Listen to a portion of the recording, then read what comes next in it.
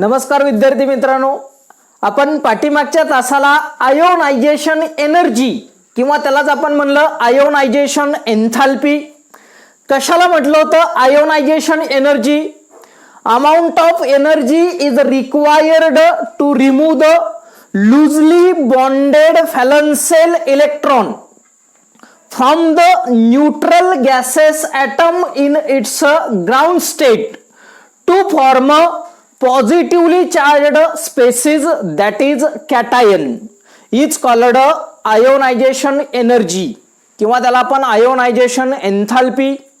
त्याच्यानंतर आपण एक्झाम्पल बघितलं. First ionisation enthalpy, second ionisation enthalpy, third ionisation enthalpy. जर आपण त्याची जर एनर्जी बघितली, फर्स्ट आयोनायझेशन एनर्जी पेक्षा सेकंड आयोनायझेशन एनर्जी जास्त असते, सेकंड आयोनायझेशन एनर्जी पेक्षा थर्ड आयोनायझेशन एनर्जी जास्त असते. त्याच्यानंतर आपण त्याचं एक्झाम्पल बघितलं, स्पेसिफिक एक्झाम्पल कॅल्शियम. त्याच्यानंतर फॅक्टर अफेक्टिंग ऑन इट, त्या आयोनायझेशन एनर्जीवर कोणकोणते फॅक्टर किंवा घटक परिणामकारक ठरतात. आपण पहिलं बघितलं ॲटॉमिक रेडियस, त्याच्यानंतर बघितलं इफेक्टिव्ह न्यूक्लिअर चार्ज, त्याच्यानंतर स्क्रीनिंग इफेक्ट किंवा शिल्डिंग इफेक्ट, आणि चौथं nature of electronic configuration.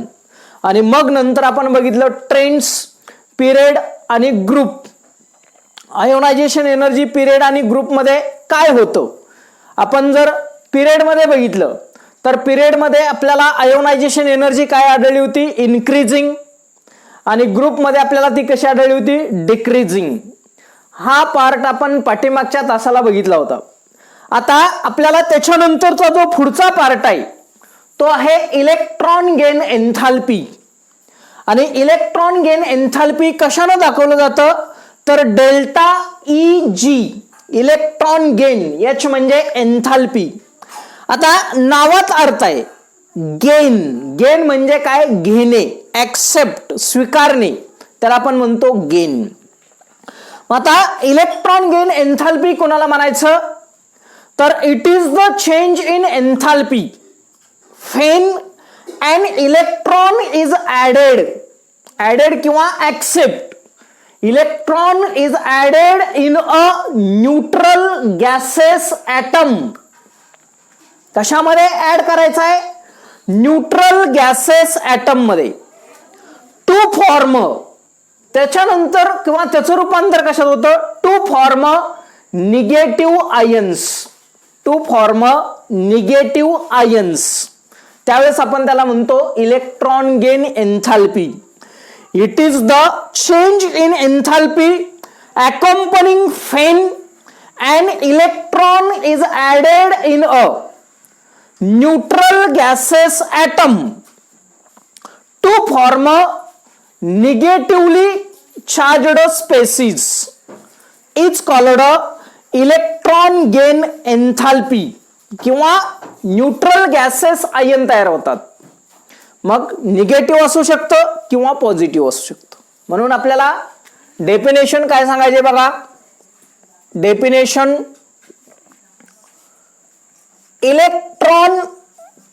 Electron gain enthalpy is defined as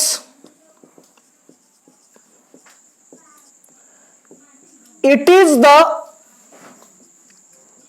change in enthalpy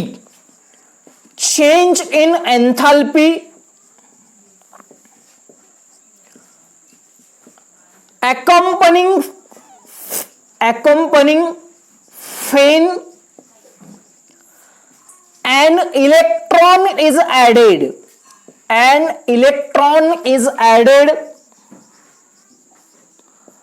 in a neutral gaseous atom in its ground state to form gaseous ions. त्याला आपण म्हणतो electron gain enthalpy. म्हणजे it is the change in enthalpy accompanying when. इथून महत्वाचा part, when and electron is added in a neutral gases atom in its ground state to form a gaseous ion. काय तयार होतं? Gases ion. आता जी delta H म्हणजे electron gain enthalpy negative ही असू शकते किंवा पॉझिटिव्ह ही असू शकते. डेल्टा एच ची किंमत निगेटिव्ह किंवा पॉझिटिव्ह. आता हे कशावर अवलंबून असतं तर ती कोणत्या टाईपची रिएक्शन आहे, म्हणजे एक्झोथर्मिक की एंडोथर्मिक. एक्झोथर्मिक और एंडोथर्मिक याच्यावरनं डेल्टा एच ची किंमत निगेटिव्ह किंवा पॉझिटिव्ह. म्हणजे इलेक्ट्रॉन गेन एन्थाल्पी निगेटिव्ह असू शकते आणि पॉझिटिव्ह असू शकते. ती कशावर अवलंबून आहे तर दिलेली रिएक्शन एक्झोथर्मिक आहे की एंडोथर्मिक याच्यावर अवलंबून आहे. आता फॉर एक्झाम्पल जर आपण एक्झाम्पल घेतलं, समजा जनरल एक्झाम्पल घेतलं, हा एक्स गॅसेस ॲटम घेतला, न्यूट्रल गॅसेस ॲटम घेतला, त्याच्यामध्ये इलेक्ट्रॉन काय करायचा आहे? ऍड करायचा आहे. ऍड करणं म्हणजेच काय? गेन, घेणे. म्हणून गेन. त्याचं रूपांतर कशात होतं? Gases ion. गॅसेस आयन आणि तिची जी एनर्जी असते किंवा जो एन्थाल्पी असतो तो असतो delta EgH, electron gain enthalpy. म्हणजे हा जो न्यूट्रल गॅसेस ॲटम आहे, या न्यूट्रल गॅसेस ॲटम मध्ये इलेक्ट्रॉन ऍड केला आणि गॅसेस आयन तयार झालं, त्याच्यासाठी जो डेल्टा एच तयार होतो ती किंमत असते इलेक्ट्रॉन गेन एन्थाल्पी. आता जर स्पेसिफिक एक्झाम्पल घेतलं, क्लोरीन गॅस. क्लोरीन काय करतं? इलेक्ट्रॉन ऍक्सेप्ट करतं आणि त्याच्यापासून तयार होतं क्लोरीनचा आयन. हा क्लोरीन न्यूट्रल गॅसेस ॲटम आहे आणि हा काय आहे? आयन.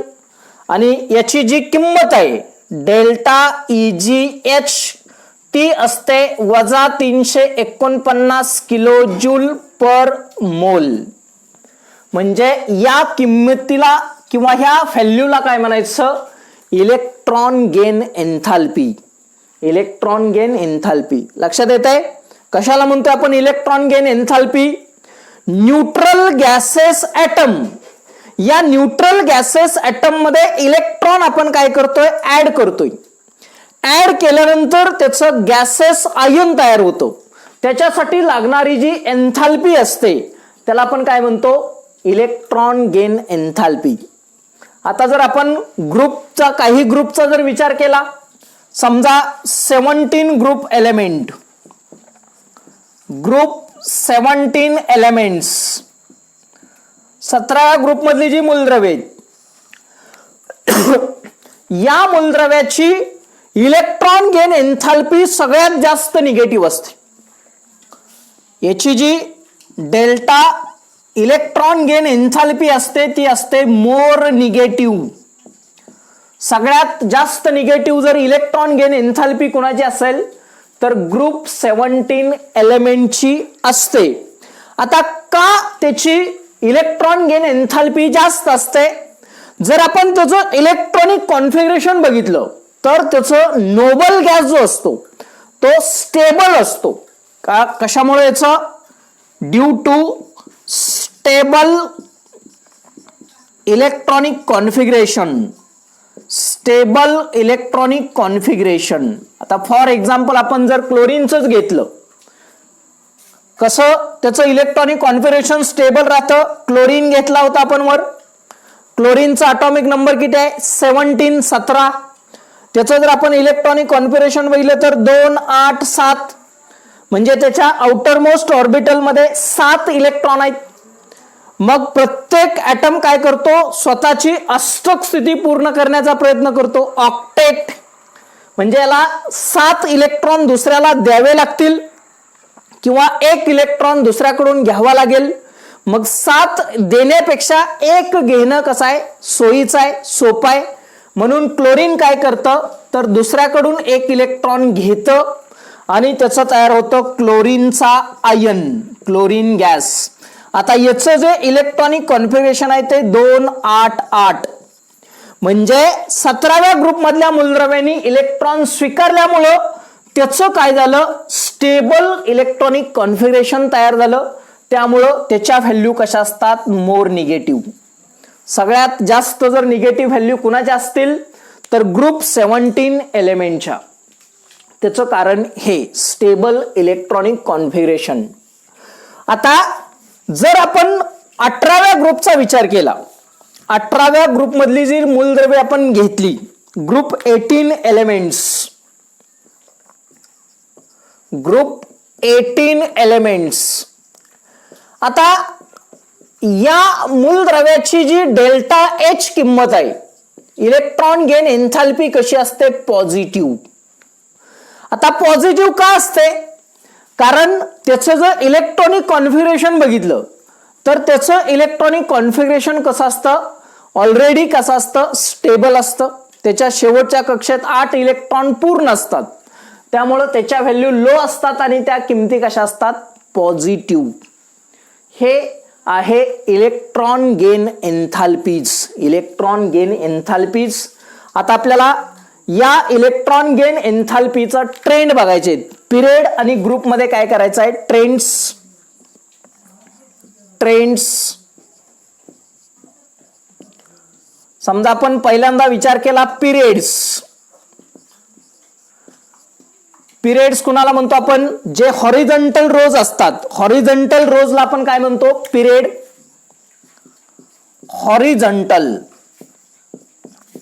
हॉरिझॉन्टल रोज. आता जर आपण पिरियडचा विचार केला, हॉरिझॉन्टल रोज आहेत, म्हणजे आपण काय करणार आहे, लेफ्ट कडून राईट कडे जाणार आहे. लेफ्ट कडून राईट कडे जसं जसं जाऊ तसं तसं त्याचा ॲटॉमिक नंबर वाढत जातो, ॲटॉमिक नंबर वाढत जातो. आणि त्या वेळेला त्याची जी इलेक्ट्रॉन गेन एन्थाल्पी आहे ती मोर निगेटिव्ह होत जाते. इलेक्ट्रॉन गेन एन्थाल्पी काय होते, मोर निगेटिव्ह. म्हणजे on moving left to right, left to right in a period, atomic number increases, atomic number increases. त्याचा atomic number काय होतो, increase होतो. atomic number increases, then electron gain enthalpy, electron gain enthalpy becomes more negative. महत्वाचा, मोर negative. म्हणजे left कडून right कडे आपण जसं जसं जाऊ तसं तसं त्याचा ॲटॉमिक नंबर वाढत जातो आणि त्या वेळेला त्याची जी इलेक्ट्रॉन गेन एन्थाल्पी आहे ती इलेक्ट्रॉन गेन एन्थाल्पी काय होते, मोर निगेटिव्ह होत जाते. आता का जाते बघा, त्याचं कारण काय आहे बघा. आपण जर ॲटॉमिक साईजचा विचार केला, ॲटॉमिक साईज किंवा ॲटॉमिक रेडियस, मग आपण पाठीमागे बघितलेलं आहे. ॲटॉमिक रेडियस काय होते, पिरियड मध्ये डिक्रीज होत जाते. Atomic radius decreases, atomic radius त्याची काय होते, डिक्रीज होते. त्याच्यानंतर इफेक्टिव्ह न्यूक्लिअर चार्ज तो काय होतो, इन्क्रीज होतो. Effective nuclear charge, effective nuclear charge त्याचा काय होतो, वाढत जातो, इन्क्रीजेस. आता न्यूक्लिअर चार्ज इन्क्रीज होतो म्हणजे न्यूक्लियस आणि इलेक्ट्रॉन मधलं अट्रॅक्शन काय होतं, वाढलं जातं. जेवढा न्यूक्लिअर चार्ज जास्त तेवढं इलेक्ट्रॉन आणि न्यूक्लियस याच्यामध्ये अट्रॅक्शन सुद्धा कसं असतं, जास्त. म्हणजे attraction between nucleus and electron. Nucleus आणि इलेक्ट्रॉन मधलं अट्रॅक्शन सुद्धा काय होतं, इन्क्रीजेस. आणि या तिन्हीचा ओव्हरऑल जर आपण इफेक्ट बघितला तर त्याची इलेक्ट्रॉन गेन एन्थाल्पी कशी असते, मोर निगेटिव्ह. मोर निगेटिव्ह, मोर निगेटिव्ह. या सर्वांचा परिणाम कशात होतो, तर त्याची इलेक्ट्रॉन गेन एन्थाल्पी कशी होते, मोर निगेटिव्ह. म्हणजे आपण काय लिहिलंय, on moving left to right in a period atomic number increases then electron gain enthalpy becomes more negative. आणि हा पिरियड मधला ट्रेंड, इलेक्ट्रॉन गेन एन्थाल्पीचा पिरियड मधला ट्रेंड. दुसरा आहे ग्रुप. ग्रुप कुणाला म्हणतो आपण, व्हर्टिकल कॉलम. ग्रुप कुणाला म्हणायचं, व्हर्टिकल कॉलम. म्हणजे मॉडर्न पिरियडिक टेबल मधल्या ज्या उभ्या ओळीत ज्या 18 ओळी होत्या त्यांना आपण काय म्हणतो, ग्रुप्स. म्हणजे इथं काय होणार आहे, आपण on moving down the group. Group मध्ये आपण कसं होणार जाणार आहे, डाऊन म्हणजे वरून खाली. On moving down the group atomic number increases. त्याचा ॲटॉमिक नंबर काय होतो, increases. then electron gain enthalpy, then electron gain enthalpy becomes याच्या उलट इथं काय, मोर निगेटिव्ह. याच्यामध्ये असते लेस निगेटिव्ह, लेस निगेटिव्ह. आता परत याचं रिझन काय, निगेटिव्ह का, लेस निगेटिव्ह का, तर ग्रुप मध्ये जी ॲटॉमिक रेडियस आहे ती ॲटॉमिक रेडियस काय होते, इन्क्रीज होते. आपण बघितलेलं आहे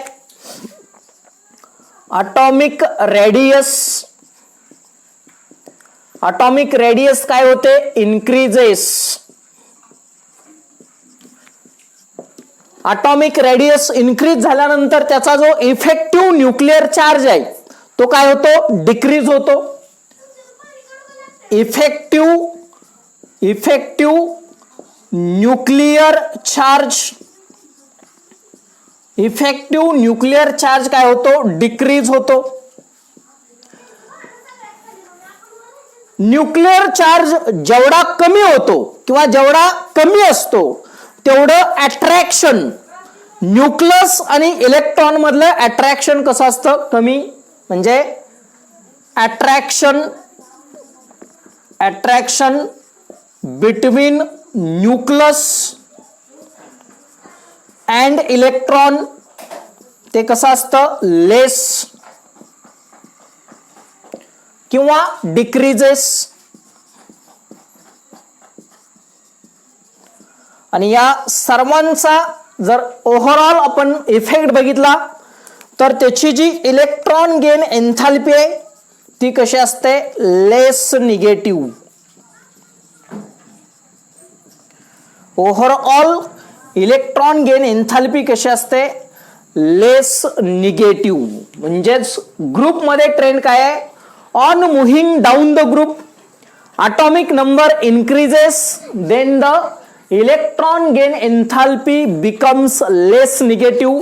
बिकॉज त्याचं कारण काय आहे, on moving down the group atomic radius decreases, atomic radius increases, then effective nuclear charge decreases, then attraction between nucleus and electron is also decreases or less, and due to this electron gain enthalpy becomes less negative. त्यामुळे तिची electron gain enthalpy कशी असते, less negative. आणि ही आपली property आहे electron gain enthalpy.